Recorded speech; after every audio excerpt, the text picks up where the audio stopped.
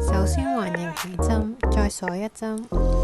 如果你係新手唔識起針嘅話，可以參考一下之前嘅教學影片。今日會用5針嚟示範圓形嘅公式。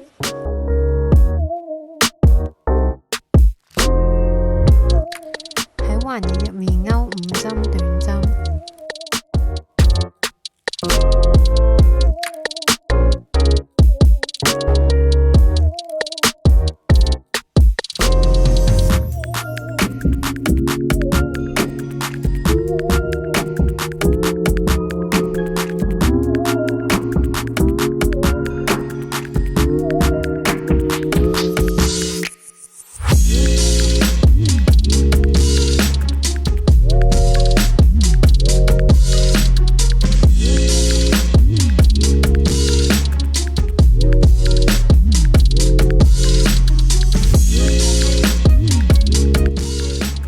好之後拉緊線尾，將環形個窿窿閂咗佢。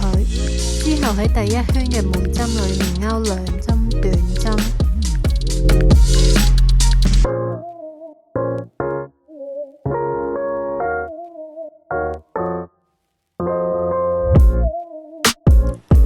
大家可以喺每一圈嘅第一針入面用扣針做一個記號，咁就會少啲出錯啦。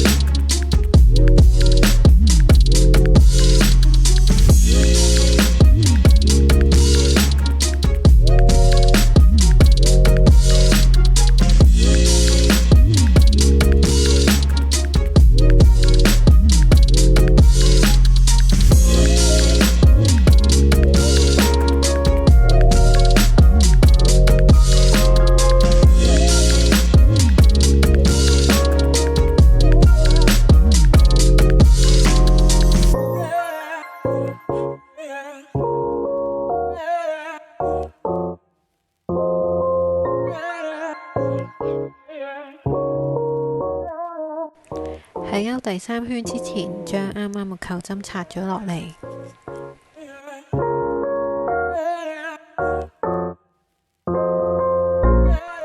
咁我哋依家開始勾第3圈，首先1針短針。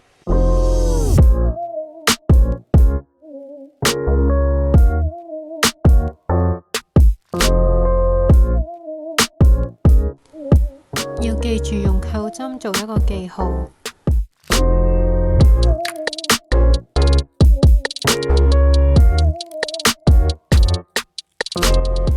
喺下一針入面勾2針短針，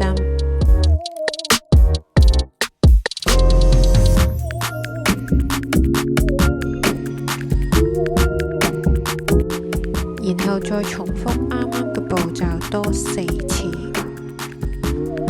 1針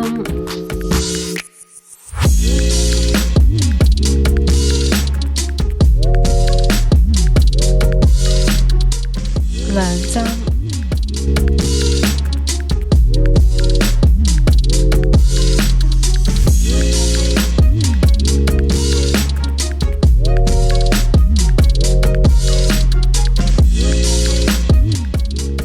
1針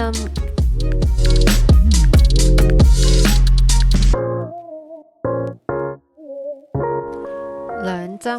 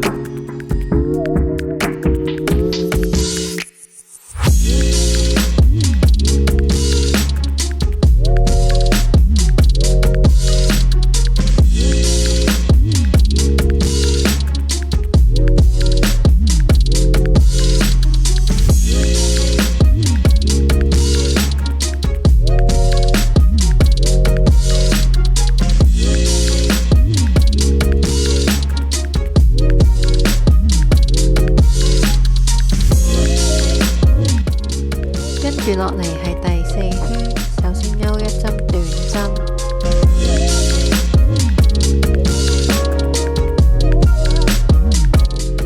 同之前一樣喺第一針做返個記號。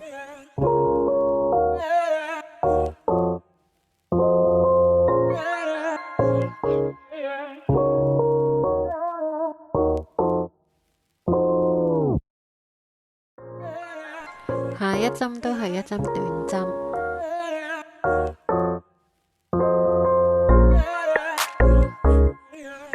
然後下一針入面勾2針短針，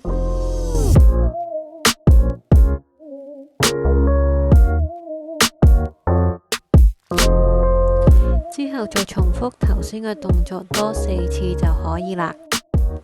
一針，一針，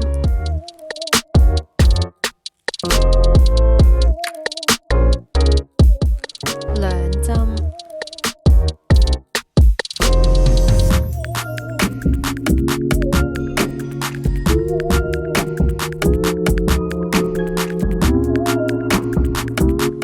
一針，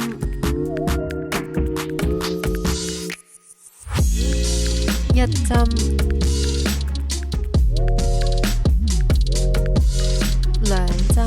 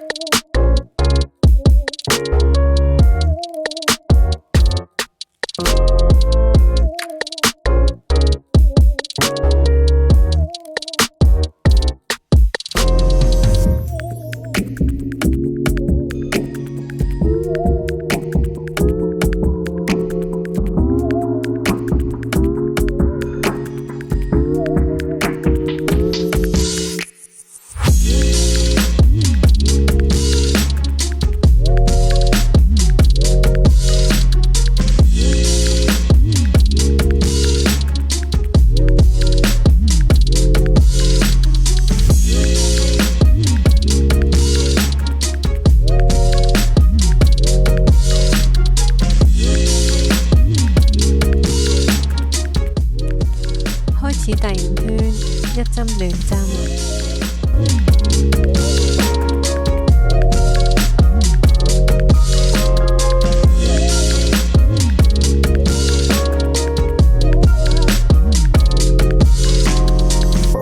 一針短針，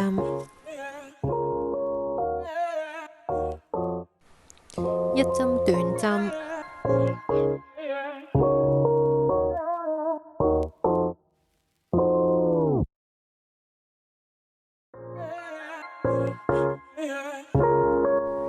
喺一針入面勾2針短針，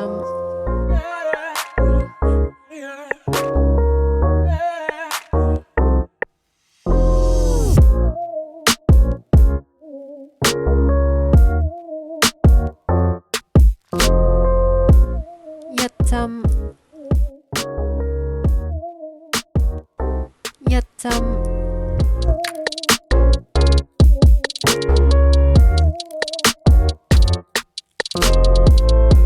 一針，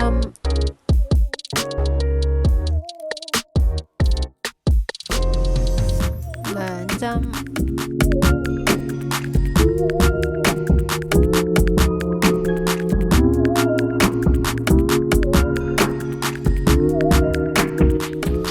再一直重複啱啱嘅勾法。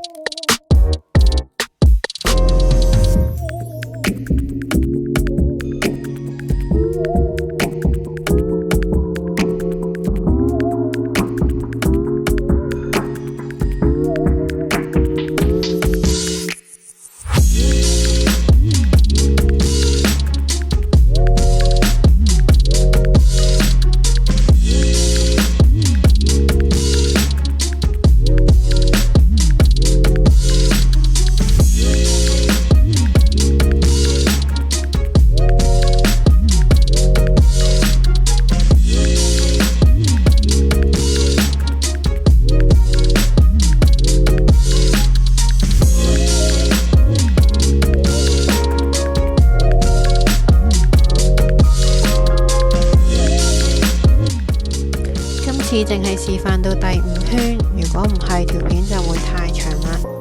如果想繼續勾落去嘅話呢，下一圈會係重複5次，4針短針，然後拼針，再下一圈會係5針短針，然後拼針，都係重複5次。如此類推，短針嘅針數會隨住圈數而增加。順便同大家示範一下點樣結束勾織。最簡單嘅方法就係用引拔針，但係你可以睇到，其實佢同前面嘅針連接得唔係咁順暢。唔中意引拔針效果嘅話，可以試下隱形收尾嘅方法。勾好最後一針就直接剪線，再將條線拉出嚟。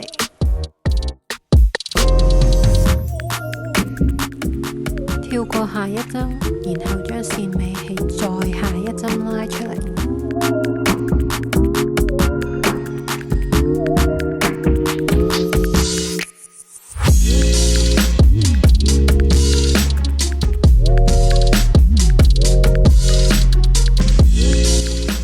然後返去啱啱最後一針短針，反轉去後面，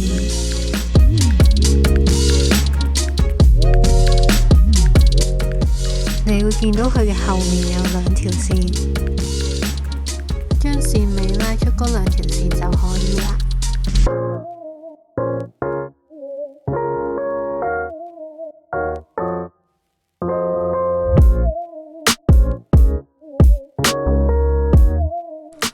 呢個係最隱形同埋自然嘅收尾方法。